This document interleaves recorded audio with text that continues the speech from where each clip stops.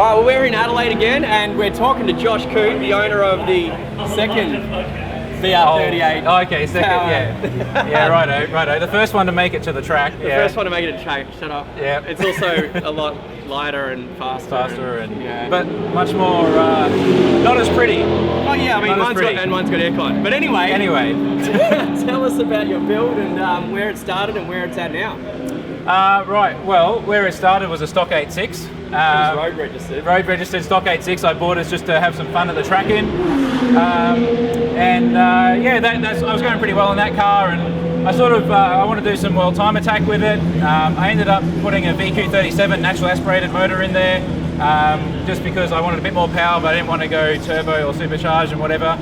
So that was really fun car at that level. We had a little bit of a wing on the back, a little splitter. The car was performing really well for what it was, and I really enjoyed that car, but I had the itch for a bit more pace. I thought if it was going this well with natural aspirated, let's put some power in there.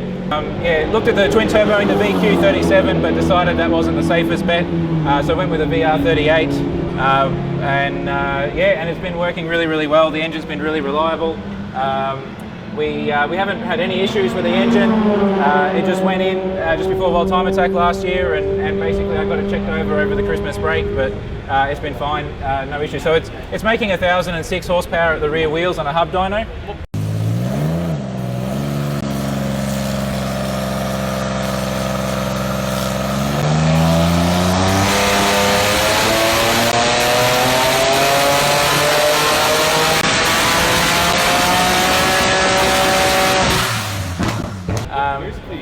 About 26, 27 PSI, I think it is. Engine internals is a build?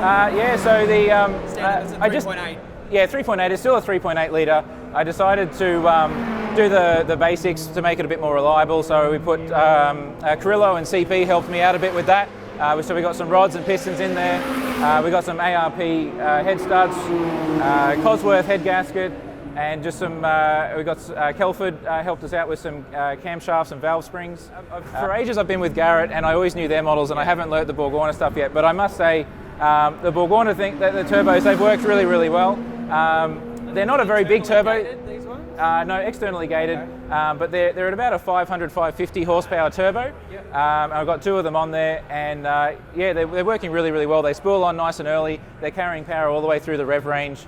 And as I said, it's all been really nice and reliable, which is the most important thing for my cars. Obviously going fast, but I don't want to have to fix them all the time. So I like building the car in a way that's reliable and strong, and so I can actually just chuck it on the trailer, go to the racetrack, and not have to be pulling it apart, fixing things all the time. So. Well, we start from front to back so we don't forget stuff. I guess what? We can start with the Aero at the front. What do you... Well, the Aero Package is done by Andrew Brilliant, AMB Aero. He did a 3D scan of the car and did up a front under tray for me, and also did up a rear wing. The rear wing on the car at the moment is similar to the one that he did for mine, but because the open class rules changed, we're allowed to put the wing a lot higher. So that's actually the one that he did for Dad's Hammerhead car, and because it was designed for high. Have you noticed that that's made a huge improvement? I would say very noticeable. Given it is very similar wing to what mine was, I wouldn't call it night and day. But it's definitely induced a little bit of understeer on certain corners, but quite manageable. But I know that the front aero isn't quite up to the level of that rear wing, so that'll come in time. Yeah. I guess we got cooling. Yeah. Yeah. PWR did a fantastic job on the intercooler and radiator. So we got an intercooler per side and a radiator in the middle. Which we've got ducted out through the bonnet as well. Yep. So they did a great job at that. You had to move the engine back to accommodate that, didn't you? Well, I already had the VQ37 engine moved as far back as we were legally allowed to do. And so we've pretty much, because the engines are virtually the same size, we've kept all that in the same place. Yep. So it is quite far back, but it did obviously allow us to build to fit as bigger radiator and intercoolers in there as we could, and still have room for the turbos as well. So that all worked out really well. But the temperatures on this thing are amazing. Intake temperatures are only a few degrees above ambient sort of thing, and the engine, the coolant temperature is never going above 80 degrees. Okay. Yeah, so the suspension is obviously me owning MCA Suspension, or at least part of it. We've got the Red Series in there. So this is just what average Joe can buy for their car? Yep, so these shocks obviously designed specifically for this car, like as far as the valving, as far as the valving and the spring choice goes. But the components and everything that we're using in here is exactly the same as what we would normally do for anybody.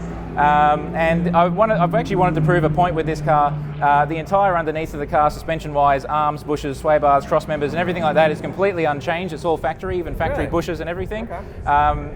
No extra adjustment, nothing. It's all completely factory. That little traction mod. That's except for that and the Red Series. Yeah, so we've got the traction mod on the back, which is just a bracket. What does that do? It improves basically the traction of the car as it suggests, which is was there a failing from factory that they? Yeah, look, in my opinion, there was. They took basically the rear suspension from a Impreza, which is a four-wheel drive car, which doesn't have to worry about power down and that sort of thing. And look, I think they market it as a bit of it's fun to slide around because it doesn't have great rear traction. But I actually found that a lot of the guys with road cars that have put that traction mod on there have found a significant improvement in basically just even like safety of the car. It feels more planted. It's not as skittish in the wet, and even an increase in ride quality as well. So it's pretty much all pluses and no minuses kind of a bolt-on part. Okay. So it's definitely helping in the traction department, which is important for this car. Okay. The pedals are basically factory. We've just got we just customised the factory brake pedal to fit a balance bar in there, so we could tune the front and rear bias. Yep. But other than that, the pedals are pretty well factory. I like to try and keep things simple and not modify things unless I have to. Yep. So inside the car, it's had a few sort of incarnations, I suppose you'd say, and I haven't had a chance to paint it at all yet. So we've got a couple of years of surface rust going on there. Yep. But it's a tool and it's going fast, and that's the main thing. Now I noticed the transmission tunnel's got something going on there. Is that because the engine's moved back, or what have you got there as far as the transmission goes? So we've got Hollinger helped us out with a 6-speed sequential. Yep. We've moved it. They've actually did the longest input shaft they've ever done for us. We wanted to move the gearbox back as far as we deemed practical. Where is your gearbox? Well, if you follow that linkage back there, so it's about a foot and a half or so behind the. Actually, I think it's about 2 feet behind the gear stick. There is where the gear stick actually comes out. It's almost in line with the back of the door. Yeah. So the back of the gearbox is pretty much in line with where the door ends. Yeah. We do have a Mantic clutch. Mantic are really good. It's a triple plate clutch.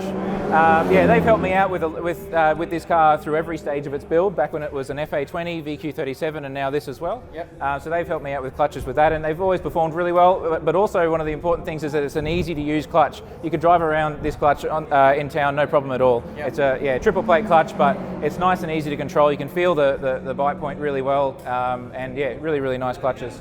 ECU? Motec, M150? Motec have been involved a fair bit with this as well. Yeah, the Motec M150. We've got the, I think it's a C127 dash on there, not quite as crazy as yours, but it fits in there nonetheless, unlike yours. My dash is still reasonably intact to fit it, so yeah. I don't have surface rust. You don't have surface rust, no. Well, that's lightning. No, but where's your car? Where is it? Yeah. It's in the garage. It's in the garage, not here racing? No? Okay, well I'll take surface rust and being at the track. We decided I wanted to do a side exit exhaust because I thought it was a lot tidier. And don't mind the race tape, that holds the windows in at the moment. We've got all the exhaust coming out the passenger door. 2 screamer pipes as well as the 2 sort of engine pipes.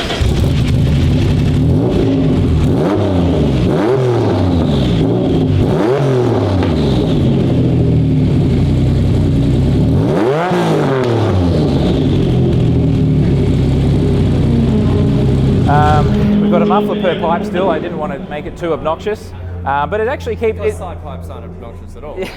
For me. I wanted to make sure it wasn't too loud for me because you'd be surprised how much louder that makes it in there just with moving the exhaust like that. But it's not too bad. We've got the covers in there that were really nicely done by my fabricator, Dave Ferrin, and he did a great job at those. And we've got some insulation in there too. It's not that hot. It only gets a little bit warm. Actually, once we actually ducted some air in, and we made some holes in the back so that the air could go out as well. So while I'm on the track, there's actually air passing through that to try and not cook me. basically. I noticed through the middle of the car there, it looks like dry sump lines. What have you got there? Yep. So we got daily dry sump pan on the engine. Fantastic thing. And that's the only way you can get the engine low enough. Well, anyway. definitely that helps keep the engine low enough. Also, obviously, we got with all this aero and semi-slick tyres, we've got some reasonable G-forces going on, so that helps keep the oil supply nice and healthy. So there's not a lot in the back. I mean, drivetrain-wise, we've actually got a 370Z diff in there. Okay. I think it's got a Nismo LSD in there, or it might have something else at the moment. I can't recall. We've also got the 1,000 horsepower drive shafts. Yep. So yeah, again, just trying to keep the drivetrain as reliable as possible. We actually thought the 86 diff might be okay, but again, didn't want to really take the chance. Other than that, we've got the oil tank in the back, we've got the fuel tank in the back, we've got the clear polycarbonate firewall going through the main hoop there. And further back than that, we've just got the rear wing, which at the moment is mounted to the boot lid. There is actually a frame underneath the wing there, connecting it to the chassis of the car. Probably collapse the whole The boot lid's dry carbon. There's no way it would survive if it was just bolted to that. So we've got a frame underneath there. We'll improve that later on, but it's just been one of those sort of needing to get the car out kind of things.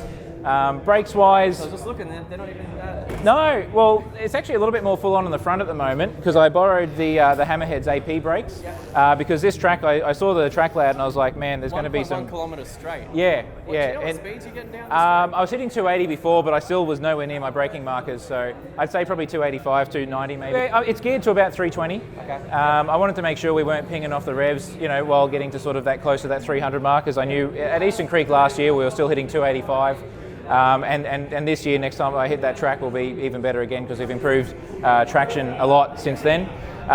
So it was just running the Impreza STI brakes, front and rear, which have done a pretty decent job, all things considered. But when I saw this track layout, I was like, man, we need something a little bit more serious in there. The Hammerhead's off the road at the moment, so we actually got those fitted up in about 2 days. Not even that, pretty much. So wheels and tyre combination? Yep. So the wheels are 18 by 10s. They're Coil wheels. Not a big brand name, but they're a local business in Brisbane, and I've been getting wheels off them for years, and they've been really, really great.